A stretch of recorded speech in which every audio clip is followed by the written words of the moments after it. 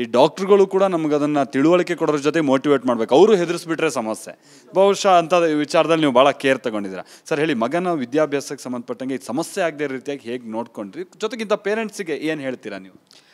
First ನಾನು ಪೇರೆಂಟ್ಸಿಗೆ ಹೇಳುವಂಥ ಕಿವಿ ಮಾತು ಏನು ಅಂತಂದರೆ, ಯಾವುದೇ ಸಿಚುವೇಶನ್, ಈ ಥರ ಮೆಡಿಕಲ್ ಸಿಚುವೇಶನ್ ತೀವ್ರವಾಗಿರುವಂಥ ಸಿಚುವೇಶನ್ ಬಂದರೆ ಫಸ್ಟ್ ನಾವು ಅದನ್ನು ಅಕ್ಸೆಪ್ಟ್ ಮಾಡ್ಕೊಳ್ಬೇಕು.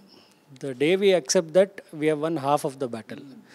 ನಾವು ಅದನ್ನು ನಿರಾಕರಣೆ ಮಾಡಿ ಅದನ್ನು ನಾವು ಇಲ್ಲ ಇದು ನನಗೇನಕ್ಕೆ, ನಮ್ಮ ಫ್ಯಾಮಿಲಿಗೆ ಏನಕ್ಕೆ ಇದಾಯಿತು, ನನ್ನ ಮಗನ ಏನಕ್ಕೆ, ನಾನೇ ಏನಕ್ಕೆ ಅಂತ ನಮ್ಮನ್ನು ನಾವು ಬ್ಲೇಮ್ ಮಾಡ್ಕೊಳ್ತಾ ಹೋಗ್ತಾ ಇದ್ದರೆ we will be once again into ಆ ವಿಷಿಯಸ್ ಸರ್ಕಲಲ್ಲೇ ನಾವು ಸುತ್ತುತ್ತಾ ಇರ್ತೀವಿ. So first victory is we need to accept that this has happened. ಎರಡನೇದು ನಾವು ಏನು ಮಾಡ್ಬೋದು, ಅದಕ್ಕೆ ಈಗ ಮುಂಚೆ ಥರ ಇಲ್ಲ, ಕ್ಯಾನ್ಸರ್ಗೆ ತುಂಬ ಅಡ್ವಾನ್ಸ್ ಟ್ರೀಟ್ಮೆಂಟ್ಸ್ ಬಂದಿದ್ದಾವೆ. So we need to think of the cure next. ಆಗ ನಾವು ಡಾಕ್ಟರ್ಸ್ನ ಕನ್ಸಲ್ಟ್ ಮಾಡೋದು, ಅದ್ರ ಬಗ್ಗೆ ತುಂಬ ಮಾಹಿತಿ ನಮಗೆ ಬೇಕಾಗುತ್ತೆ. ಯಾಕಂದರೆ ಡಾಕ್ಟರ್ಸ್ಗೆ ಬಂದು ಅವ್ರಿಗೆ ಡೈಲಿ ಈ ಥರ 1000 ಕೇಸಸ್ ಬರ್ತಾ ಇರುತ್ತೆ. ಬಟ್ ಆ್ಯಸ್ ಎ ಪೇರೆಂಟ್ ನಮಗೆ ಪ್ರತಿಯೊಂದು ಸ್ಮಾಲ್ ಇನ್ಫಾರ್ಮೇಷನ್ನು ನಾವು ಡಾಕ್ಟರ್ಸಿಂದ ಗ್ಯಾದರ್ ಮಾಡಬೇಕಾಗತ್ತೆ.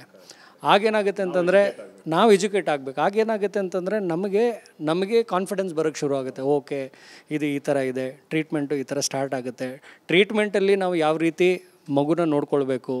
ಸೊ ಇದನ್ನೆಲ್ಲ ನಾವು ಡಾಕ್ಟರ್ಸ್ ಹತ್ರ ಆದಷ್ಟು ಡಿಸ್ಕಸ್ ಮಾಡಬೇಕು. ಕೀಮೋಥೆರಪಿ ಮಾಡಿದಾಗ ಏನು ಎಫೆಕ್ಟ್ ಆಗುತ್ತೆ. ಫಾರ್ ಎಕ್ಸಾಂಪಲ್ ಇವನಿಗೆ ಕೀಮೋಥೆರಪಿ ಆದಾಗ ಇವನಿಗೆ ಸಿಕ್ಕಾಪಟ್ಟೆ ಅಲ್ಸರ್ಸ್ ಆಗಿಬಿಟ್ಟಿತ್ತು. ಹೀಟಿಗೆ ಅಲ್ಸರ್ಸ್ ಆಗಿಬಿಟ್ಟಿತ್ತು. ಬಾಯಲ್ಲಿ ಫುಲ್ ಅಲ್ಸರ್ಸ್ ಆದಾಗ ಏನಾಗ್ತಾಯಿತ್ತು ಅಂತಂದರೆ ಈ was not able to have hard diet ಏನೂ ಆಗ್ತಾಯಿರಲಿಲ್ಲ. ಅನ್ನ ಆದ್ರೂ ಅದು ನುಂಗೋಕ್ಕಾಗ್ತಾಯಿರಲಿಲ್ಲ. ಸೊ ಆವಾಗ ಗಂಜಿನ ಆಲ್ಟರ್ನೇಟಾಗಿ ಕೊಡ್ತಾಯಿದ್ರು. ಸೊ ಈ ರೀತಿ ಪ್ರತಿಯೊಂದು ಹಂತದಲ್ಲಿ ಯಾವ ರೀತಿ ಮೆಡಿಕೇಷನ್ ಇವನ ಬಾಡಿ ಮೇಲೆ ಎಫೆಕ್ಟ್ ಆಗುತ್ತೆ.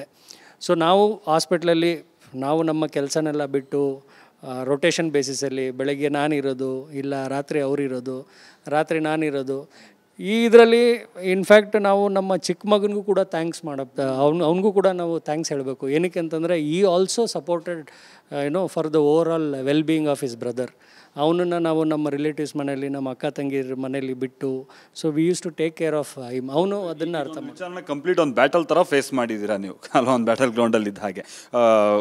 ಈ ಮುಂದೆ ಎಜುಕೇಷನ್ ವಿಚಾರವಾಗಿ ಏನು ಕನಸುಗಳನ್ನ ಇಟ್ಕೊಂಡಿದ್ದೀರಾ? ನಾನು IPS ಆಫೀಸರ್ ಆಗಬೇಕು ಅಂತ ಅಂದ್ಕೊಂಡಿದ್ದೀನಿ. ಚಿಕ್ಕ ವಯಸ್ಸಿಂದನೂ ಅದಿದೆ ನನಗೆ.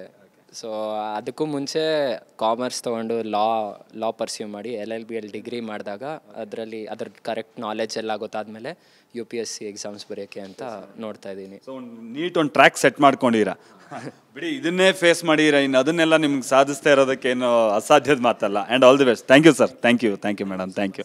ಸೊ ನೋಡಿದ್ವಲ್ಲ, ಸೊ ನಾನು ಆಗ್ತಾನೆ ಹೇಳಿದಾಗೆ ನಾವು ಸಾಧಿಸಬೇಕು ಅನ್ನುವಂಥ ಛಲ ಇದ್ದರೆ ಇಂಥ 10 ರೀತಿಯಂಥ ಹರ್ಡಲ್ಸ್ಗಳು ನಮ್ಮ ಮುಂದೆ ಬಂದರೆ, ಸಮಸ್ಯೆಗಳು ಬಂದರೆ ಅದನ್ನು ಮೀರಿ ಸಾಧಿಸೋದಕ್ಕೆ ಅವಕಾಶ ಇದೆ ಅನ್ನೋದಕ್ಕೆ ಈ ಫ್ಯಾಮಿಲಿ ಜೊತೆಗೆ ಚಿರಂತನ್ ಇವರು ಜೀವಂತ ಸಾಕ್ಷಿಯಾಗಿದ್ದಾರೆ ನಮ್ಮ ಜೊತೆಗೆ. ಹಾಗೆ ಅವ್ರ ಜೊತೆಗೆ ನಾವು ಮಾತನಾಡ್ತಾ ಇದ್ದಂಥ ಸಂದರ್ಭದಲ್ಲಿ ಕ್ಯಾನ್ಸರ್ ಅನ್ನುವಂಥದ್ದನ್ನು ಕೇಳಿದಾಗ ಭಾಳ ಭಯ ಬೀಳೋದ್ರದ ಹೊರತಾಗಿ ಅದನ್ನು ಹೇಗೆ ಫೇಸ್ ಮಾಡಬೇಕು, ಆ ಹೋಪ್ ಹೇಗೆ ನಮ್ಮಲ್ಲಿರಬೇಕು, ಛಲ ಹೇಗಿರಬೇಕು, ಅದಿದ್ರೆ ಖಂಡಿತ ನಾವು ಫೇಸ್ ಮಾಡೋದಕ್ಕೆ ಅವಕಾಶ ಇದೆ, ಸಕ್ಸಸ್ ಹೊರಗೆ ಬರೋದಕ್ಕೆ ಅವಕಾಶ ಇದೆ ಅನ್ನೋದಕ್ಕೆ ಎಗೈನ್ ಇವರೊಂದು ಉದಾಹರಣೆ ಆಗಿದ್ದಾರೆ. ಇದಾಗಿತ್ತು TV9 ಡಿಜಿಟಲ್ನ ಈ ಹೊತ್ತಿನ ವಿಶೇಷ. ನಿರಂತರ ಸುದ್ದಿಗಾಗಿ ನೋಡ್ತಾರೆ TV9.